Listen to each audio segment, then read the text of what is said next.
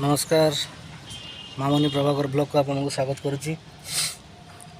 आज पूरा सका आसी कम लगी टोटाल फांका पाइनि। बर्तमान 1:30 बाजिला उठी आसली खायापी कम चलती से कम कर।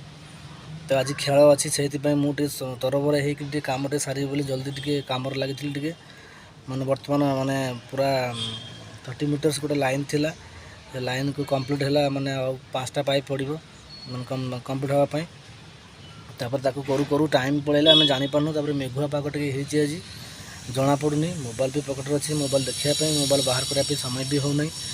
तो पूरा सेठू उठिकी डायरेक्ट हाथ गोड़ धोईकी पूरा बर्तमान आसिक खाया बसली। आज रोषे अंडा झोल अंडा झोल भात नहीं आई सका लाउ नाउ सतुला होता मुझे नाउ सतुला खाइनी।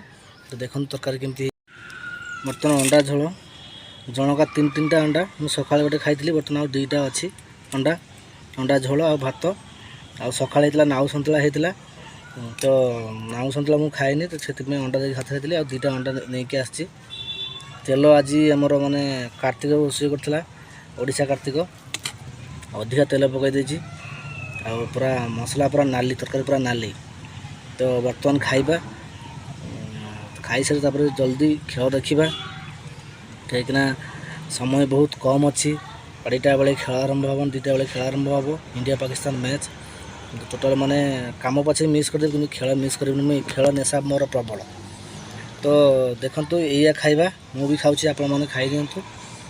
जदि आपको वीडियो भल लगे तो लाइक करूँ सब्सक्राइब करूँ कमेंट करूँ। आपको मु बेसी समय दे पारुनी से क्षमा करुच्ची माने क्षमा प्रार्थना करुच्ची। तो बर्तमान रोचे धन्यवाद।